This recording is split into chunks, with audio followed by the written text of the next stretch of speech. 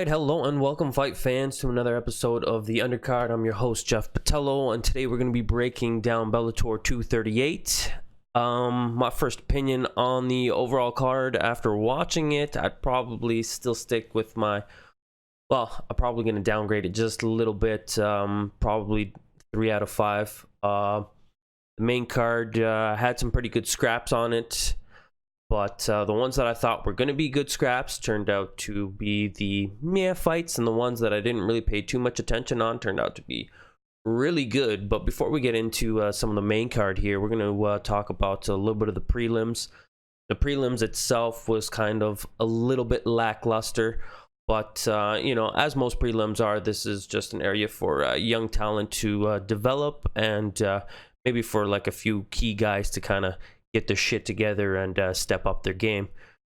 That being said, this first fight is a prototypical young guns trying to get out there and see exactly what they got. We had Miguel Jacobs versus David Pacheco. First thing that I noticed was that Miguel Jacobs is a very fit dude. He's a little hesitant with his striking. However, same with Pacheco. They were both kind of like stiff. Jacobs' conditioning, though, is going to be one of his greatest strengths. He does look like he's ready to start moving up to some stiffer competition. He is, however, going to need to improve on his striking game. We didn't see much of a ground game at all between these two fighters. David Pacheco showed that he was the aggressor for the fight, right? So he's a fighter that likes to move forward. However, he was unable to really put any combinations together. He wasn't able to really hit Jacobs. Yeah, in fact, didn't even try to really shoot in for a takedown until it was a little bit too late. And Miguel was just able to kind of outwork him with the counter punching and keep Pacheco off of him. Like I says, there was nothing much of excitement for this first little scrap, but you know, it's always interesting to see these younger fighters come around, and I'm looking forward to seeing more out of Jacob. As for Pacheco, he's going to need to get back into the boxing gym, work on his combos a little bit, and quite possibly get on the wrestling mat and shoot in for a takedown, learn to do some ground and pound. However, like I says, I don't think we're going to see much out of Pacheco, but you never know. But we'll definitely see a lot more of this Miguel Jacobs. This next fight was in my opinion, was a really bad decision. I had this fight going to Chris Olivas. This was Chris Olivas versus Anthony Taylor. Both men had a pretty much as well, not so similar record, but you know, Anthony Taylor came into this fight at 7-4. Olivas was 7-8. You know, so he was supporting a losing record, but in my opinion, he did not come out here and lost. I think this is more of a political judge decision. Anthony Taylor does fight out of AJ McKee's camp, so there might be a little bit of hometown bias there, which I'm going to be honest, I didn't like to see, because in my opinion, Chris Olivas did outwork his opponent. However, there was a lot of sloppiness on Olivas' part. First thing I noticed right off the bat, being the taller, lankier fighter, he really wasn't using his size too well. For whatever reason, he felt the need to crouch down. Well, not even crouch down, because like you can bend your knees and still stand tall and be a taller fighter, you know what I mean? So that you're not kind of punching down on your opponent. However, he was hunched over, you know what I mean? His head over his hips, which is never a good thing to have happen, you know?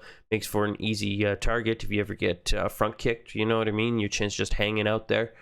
Lucky for him, Taylor wasn't really doing much, to be honest, which is why this fight really confused me. Even when it went to the ground for a little bit, Chris Oliva was the aggressor. I think Chris was a little bit late in trying to find, well, not to find, but to fight behind his jab. It seemed that anytime that he was able to fire his jab out there, he was connecting with Taylor on a regular basis. Taylor, for the most part, was kind of jogging around. He probably ate a couple of shots.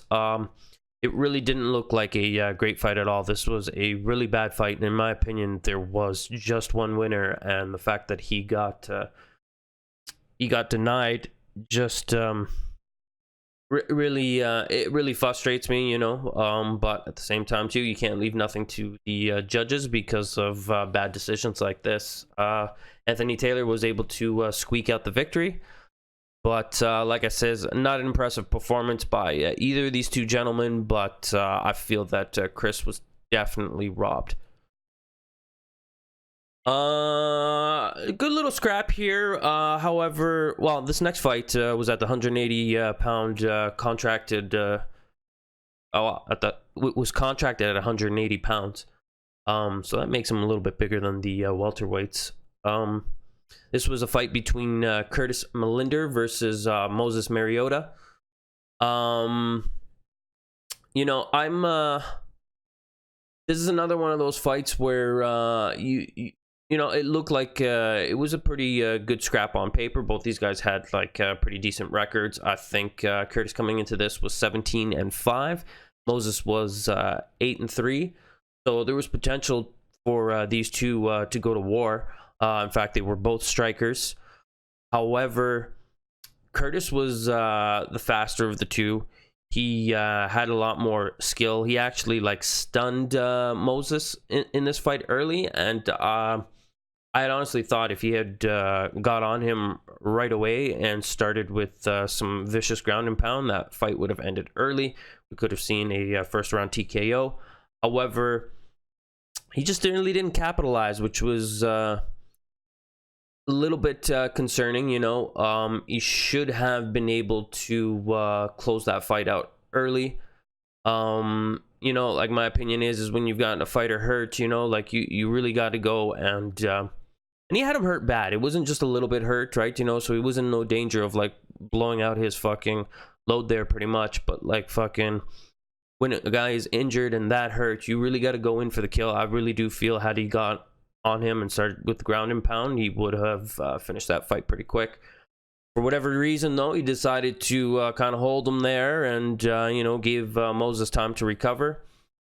Moses' big problem within this fight is that at no point in the fight did he give Curtis, like, he didn't give Curtis, well, he didn't get Curtis thinking, right? You know, he could have attempted to shoot for that takedown, make it look like he was going to shoot for the takedown, even if he wasn't going to go and take him to the ground. When you're losing in the striking department, you have to start making your opponent think other things, or you know, you're just going to get teed up all night. And unfortunately, that's what happened. He just ate a bunch of shots and just really didn't look too good in the stand-up. So he's got to go back to the drawing board and figure it out.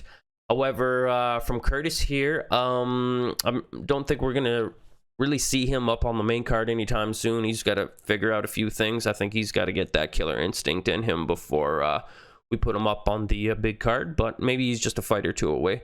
We'll see.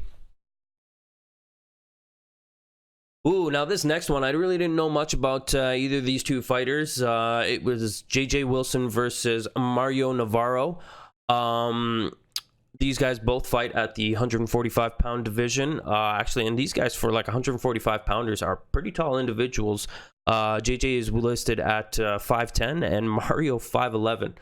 So surprisingly, though, for being tall, lanky guys, well, not much that I knew about Navarro, but however, I think they were calling him the Maori Kid. JJ Wilson has got some elite level jiu-jitsu. He is he's a kid that will bring it from what I saw. He's not afraid to go and put himself in a bad position just because his level of jiu-jitsu is so phenomenal. I think at one point he was really trying to even toy around with Mario. The way that second round started was very impressive. JJ's also looks like he's got some good hands. He managed to smash Mario with a nasty overhead right and was able to put him on the ground. And once he was on the ground, JJ wasted no time. He jumped into his side guard and was trying to get fancy with him. He got Mario's back at one point and was attempting to lock down a twister, which is a very nasty submission hold if you can get it, but it's a very difficult one to lock down. However, JJ, like I said, was able to transition. Mario was able to transition out of the twister, ended up on JJ's in JJ's half guard or side guard there. And for JJ, just a cool, calm, collective cat, you know what I mean? Like, he's been there before, like I mentioned, world-class jiu-jitsu, and he was able to regain control and end up getting an arm bar and quickly tapping Mario in the second round. It was beautiful fight, and JJ now is 5-0. He has got a very promising career, and it'll be interesting to see where he goes from here. I am definitely looking forward to watching his next fight, whoever that may be. But you know, he's a kid to be watching out for. Like I said, remember that name, folks, JJ Williamson, or William, yeah, JJ Williams, or JJ Wilson. Sorry, butchered that. This next fight was probably the most entertaining fight on the prelims. It was against AJ Asgarim versus Adel Altamini. Adel Altamini, he's one of those fighters, you know, like I really like watching this guy fight because, like, he comes out to fight, you know. He's not one of those timid fighters. He really doesn't give a fuck about his record. He's sporting pretty much like a 500 record almost after this submission loss that he had against AJ. He's now 8-7, but like I said, I can't wait to see this guy jump into the ring again. He is a phenomenal fighter, a fun guy to watch, and I thought he was going to win this fight, but props to AJ Asgarim. He got hurt early in this fight. I thought Adel could have put him away in the first. However, AJ was able to scramble. It looked like Adel got gassed. He was able to get him down to the ground again and kind of recover. He struggled in the second, but in the third, he was able to go and put him to sleep. And it was, he was just able to submit him, you know, late in the third round. And it was just a very gutsy performance by AJ. Like I said, he was getting beat up in that fight, taking a few shots. Not that I was aware much on AJ, but I'm looking forward to seeing the next time he gets into the ring and seeing exactly what he can do. He's definitely going to need to work on his stand-up game, get them hands a little bit better. But the kid's got solid wrestling background and good submission skills. However, for Adel, it sucks to take a loss like that, you know, especially being in control of the fight for, you know what I mean, pretty much almost the whole time. But he's going to have to work on his conditioning a little bit and probably get into some more BJJ classes. Now, this next fight was pretty good. Well, not pretty good. It was really good. It was really entertaining. It was nice to see Aaron Pico starting to come around and utilizing all his skills.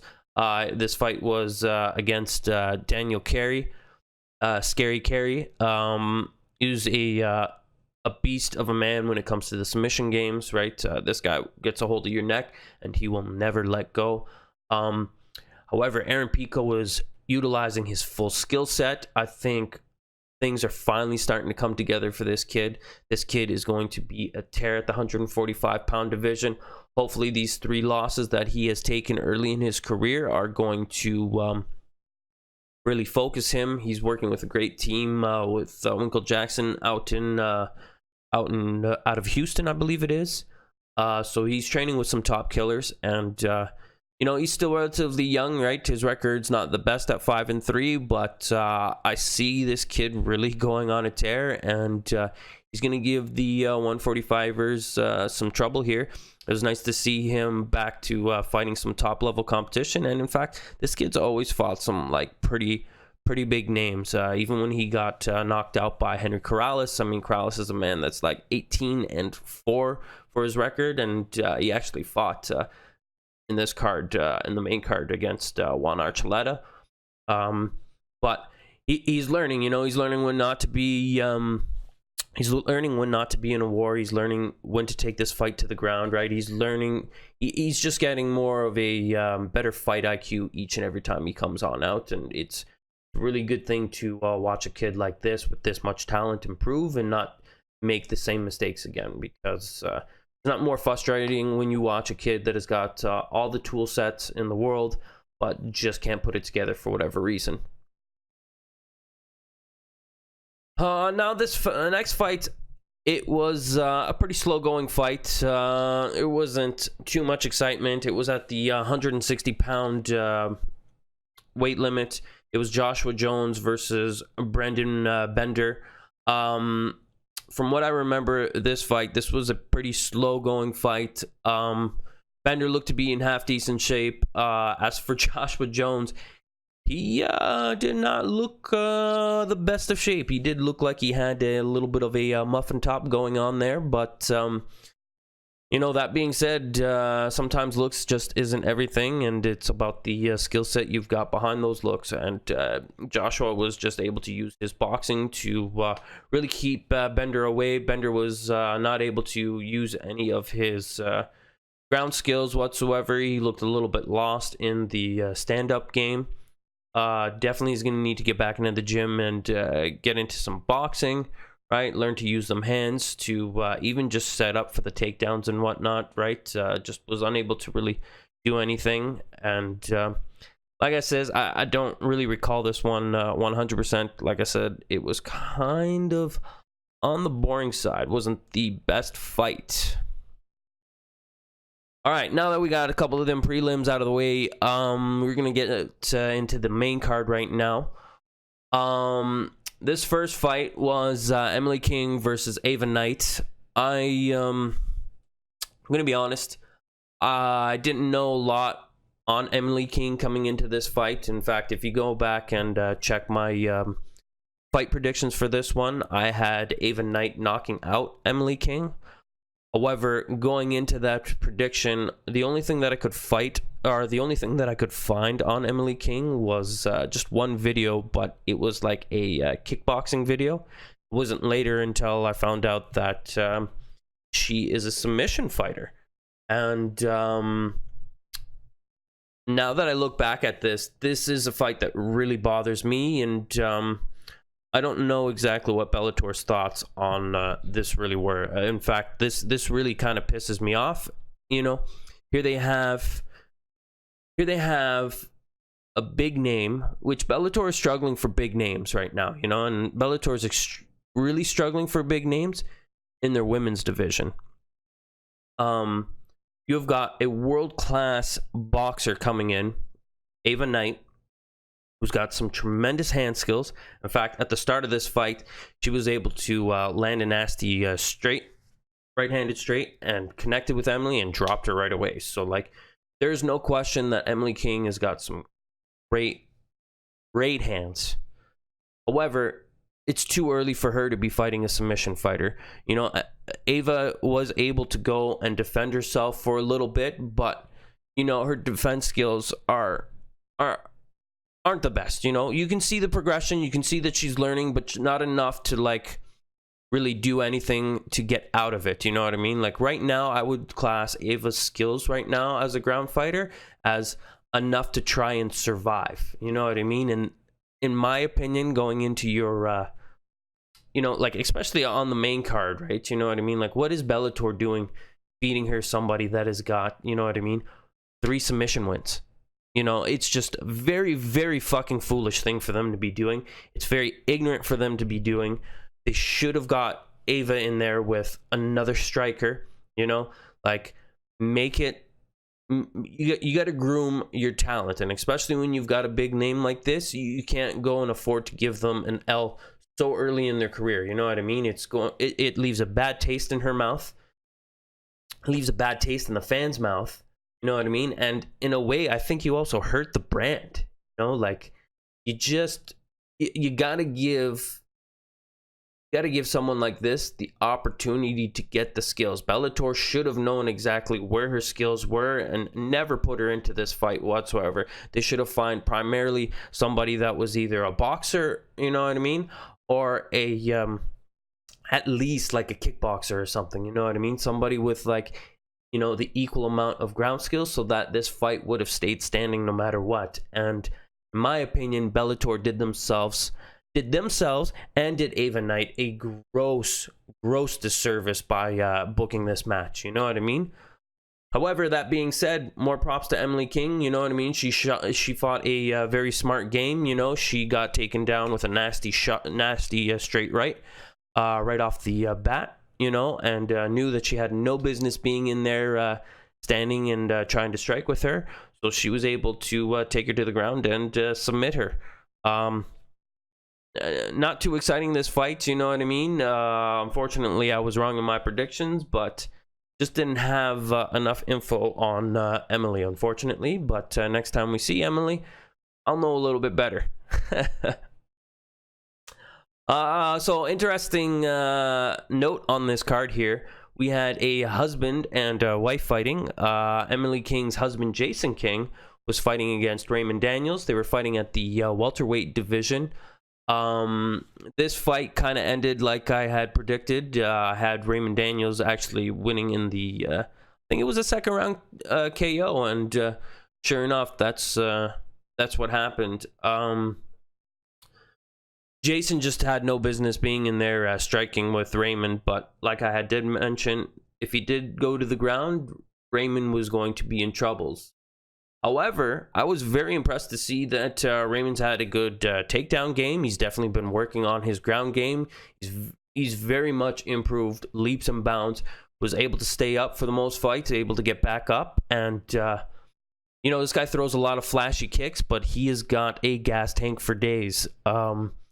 He ended up just the striking of Raymond Daniels is just world class compared to Jason King. Jason King also has got some taekwondo, so he's got like some, you know what I mean, some striking skills. However, they just really didn't come to the forefront in this fight. He got cracked early and cracked often, and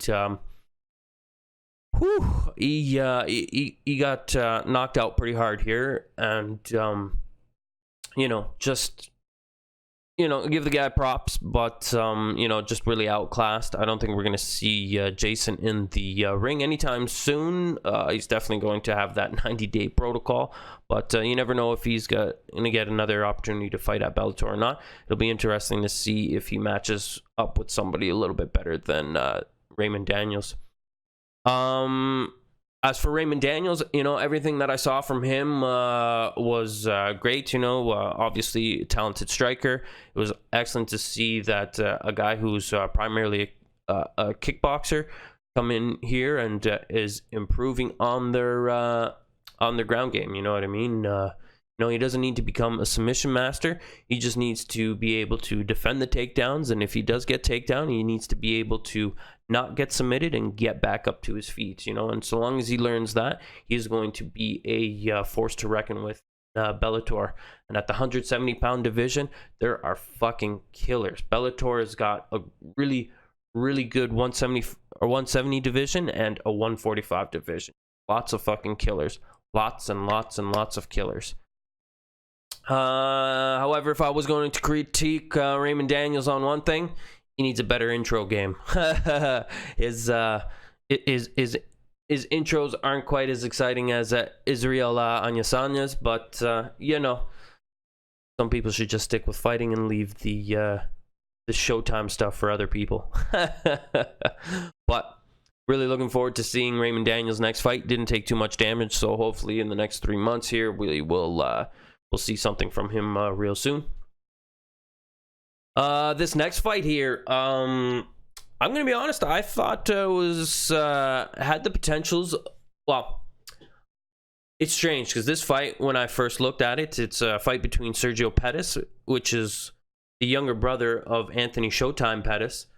He was facing off against Alfred Kanyashani, and for yous that don't know, Kanyashani is had like 11 wins, each win by knockout. So definitely had the power in his hand. So I was thinking that if he is able to defend the takedown from Sergio, that, you know, Kashani's probably going to end up knocking him out, right? In fact, I think I was calling for a second round knockout. Second round well, I guess it was a second round knockout, but he knocked him down and then was able to submit him. Sergio's hands in this, I was shocked right off the get-go. You know, Sergio looked to be the quicker of the two fighters. You know, he was fighting behind a jab. He was frustrating Alfred early on. You could see the frustrations, and when Sergio kept landing some big nasty shots, it looked like it broke the will of Alfred. Alfred looked gassed. In fact, when it came to the second round, he was spent. You know what I mean? Alfred's got a big, tremendous physique on him. You know, excuse me. He's got like this big, huge, long torso of a body, but you know, it looked like maybe he was possibly carrying too much weight for the 135-pound division. Possibly needs to move up a weight class, because I really do think that he gassed out early, and Sergio was just able to put a pace on Alfred like we've never seen before. And prior to this, like, I wasn't giving much of this fight to be exciting. You know, like I says, I thought that Sergio probably going to wrestle him, hold him up on the cage, take him to the ground, and it was going to be one of those 3-round decisions. However, to see him come out with some amazing hands, you know, I stand corrected. I'm now looking forward to seeing the next time Sergio gets back into the ring. He's got one hell of a record. He's now 19-5. So we'll see exactly what he can do with that. I don't know if he's going to stay at 135 forever, but you know, very, very impressed, and you know, looking forward to both these fighters to come in. I mean, like, when you've got another guy that is that swings for the fences, I mean, who doesn't really want to see that, right? Now, this next fight here, I thought was going to be fight of the night, and it turned out to kind of be a dud. Of course, we're talking about the Juan Archuleta versus the Henry Corrales fight. Like I had mentioned in my previous fight prediction, both these guys were coming off of L's, and I'm going to be honest, I think that L that Juan Archuleta ended up getting against Patricio Pitbull might have made him super gun shy. This wasn't the one that we were expecting. Like I had mentioned, Archuleta's got knockout power in both hands, and he is a tremendous force to be reckoned with. But we really didn't see that. He played a very safe game. This one went to a decision, and in my opinion, I thought Henry Corrales did enough to win this fight. He was the aggressor. He was bringing it on. I know that aggression really can't be accounted for, but he was being the aggressor and landing the landing shots. You know what I mean? He just wasn't coming in, and nothing was getting done. Archuleta was very defensive in this fight. In fact, I would really, really, really like to see these guys run it back. These guys need to fight each other again, and like nobody else, these two need to go and run it back. I thought, honestly, Corrales did enough. Corrales himself came off of a loss against Darren Caldwell, but he didn't look like that L had affected him too much. Like I said, this did have the potential to be the fight of the night. This had the potential of like getting over within seconds, but very safe fight by Juan Archuleta, and you know, we'll see exactly where this goes next. Was not the big fan, unfortunately, but sometimes that's the fight game, folks. Now this other one, it turned out to be a pretty good scrap. We learned a lot of things. This is Darren Caldwell versus Adam Borish. This was also for the featherweight Grand Prix as well. This was the quarterfinals. Darren Caldwell did win this one by submission. He was able to get a side choke. Well, he was able to get control of Borish's back. Was able to sink in a nasty rear naked choke and put this kid to sleep within seconds, really. Very dominating performance by Darren. I wasn't really expecting it after Darren's last fight against Henry Corrales. Oh, excuse me. Sorry about that, folks. After Darian Caldwell's last fight against Henry Corrales, it was a very lackluster performance. He pretty much was able to take Corrales down to the ground at will, but was unable to really do anything. Did a little bit of ground and pound, but like I says, made for a very boring fight. So I was expecting Adam Borish to kind of push the pace. Adam Borish is young. He was on quite the tear. Well, was on quite the tear. He was 14-0, but unfortunately was unable to really do anything in this fight. You know, Darian came out like fucking bat out of hell, just guns a-blazing, right? He actually pushed the pace early on, was able to secure the takedown, and he just hook, line, and sinker and just tapped this kid out. It was super quick fight. I was at a loss for words. I had this one going to Adam Borish knockout in the second round, and turns out I was completely wrong. And I will probably not bid against Darian Caldwell anytime soon. Scary fucking talent and getting better with his fucking strikes, and just a guy that knows his tool set and will fucking use his striking to get onto his wrestling. And, you know, a phenomenal fighter.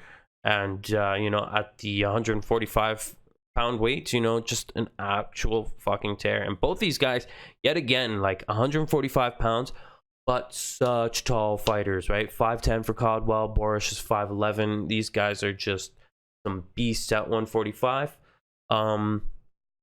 Very tough loss for Borish. Borish was a little bit on the broken after that. Borish, in like all his other like kickboxing and jiu-jitsu competitions, he's never lost. This kid has never tasted an L in his life, and for the first time tasted that L, and was heartbroken, which is understandable. You know what I mean? Taking that first L is always a rough one, you know, but he's a young kid.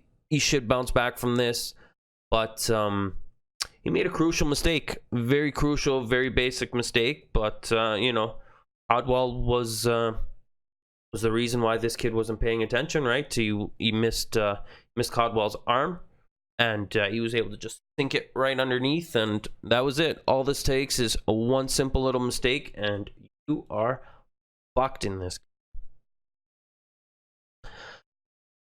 Well, I've been avoiding this for a little bit, but we got to talk about my girl Julia Budd versus Chris Cyborg. Unfortunately, Julia lost. She got TKO'd by Cyborg. You know, not much to be said on Cyborg's behalf. You know, Cyborg is Cyborg. She came out. We knew what we were going to get with her. You know, very tough opponent. Julia tried her best, but was just not equal to the game. You know, coming into this fight, I believed 100% Cyborg had more to lose in this fight than Julia did in this fight. But Cyborg rose to the occasion. A couple things that I had noticed is that, like, Cyborg didn't look as big as she usually does, which means she's not on the juice, but it also means that her fucking cardio is like world class right now. She's like, if you thought she was scary before, well, now she looks like a legit 145er that is cut, you know what I mean? And she has got a big gas tank, which definitely helped her out in this fight here. However, from my girl Julia, there well, we got some questions answered, right?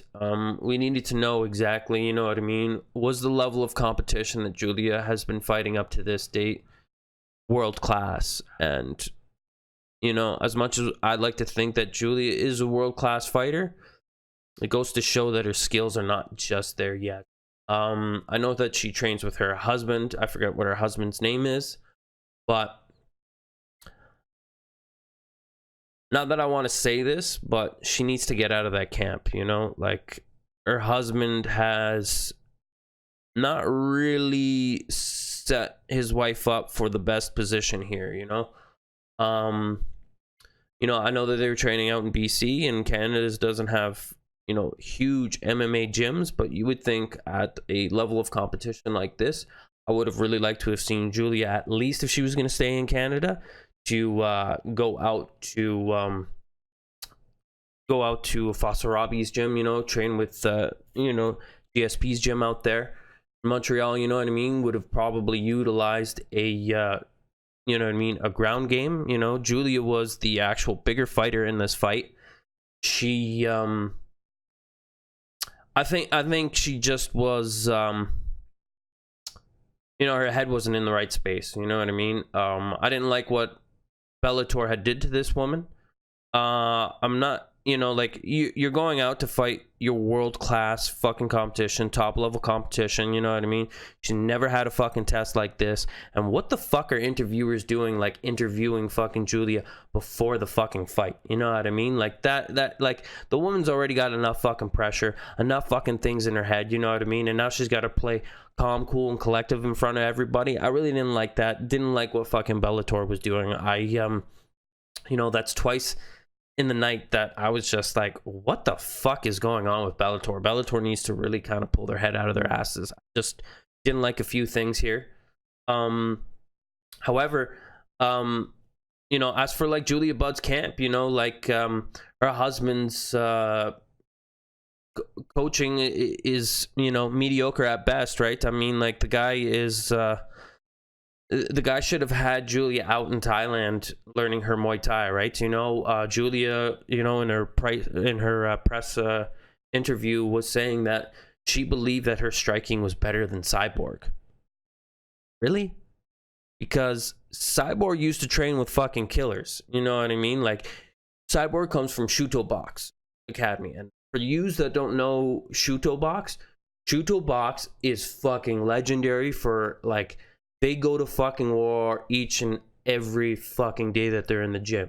And just to list you off of the killers that she was training with, we'll do it like this. Anderson Silva, 1. Mauricio Shogun Hua, 2. Fucking Vanderlei Silva, 3. You know what I mean? 3 of the most prolific fucking strikers, you know what I mean, to ever fucking grace an MMA ring. And these are the people that she was training with. So if you think that your elite level Canadian fucking kickboxing, Muay Thai boxing is good enough, it is not. I'm the first one to attest to that. You know, Julie should have at least been training out in Holland if she wanted to go and you know, improve her Thai game. You know, like, Canada's not known for their Thai game. Got to go to Thailand. Got to get in a Tiger gym. Gotta fucking put in that work, you know. And, you know, unfortunately, Julia's striking game is just not where it's at. You know, Julia's on the wrong side of fucking 30. She's 38. You know, I would really like to see her kind of take a step back, really, really work on her striking skills, really work on that wrestling. Julia's got such a great physique. She's so strong, such an awesome individual, you know what I mean? But I really hope she can figure out a few things in her camp. I want to see her get another go at Cyborg. You know, Bellator's division at the 145 is not really that stacked. And I mean, after Cyborg came in and beat the champ, really, who's next to challenge Cyborg other than Julia? You know? And don't get me wrong, Julia wasn't out of this fight the whole time, but, like, you could tell as soon as she started to feel the power, she was starting to back down. She really didn't know what to do. And Cyborg hit her with the nastiest body shots, right? You know, and just, I don't know how many of you all been hitting the body, but as soon as you hit the body, that brain, you feel like you're okay, and the body shuts down. And that's what happened to Julia, you know? Tough fucking cookie, but, you know, like, we got a few answers questioned here. And unfortunately, Julia needs to go back to the drawing board, really polish up that striking ability. She needs to fight with killers, and clearly she's just not getting that with the camp that she's at right now, unfortunately. I don't like saying it, but, you know, as a fellow Canadian, I want to see Canadians do well, and this is a glaring weakness in Julia's game. She needs to step it up, unfortunately. All right, y'all. Thank you so much for sticking around and enjoying the show. I'm not sure what we got going on this week, but I'm sure we've got some fights coming up on the weekend, and I'll have another fight prediction coming out soon. All right, y'all. Much love. Peace.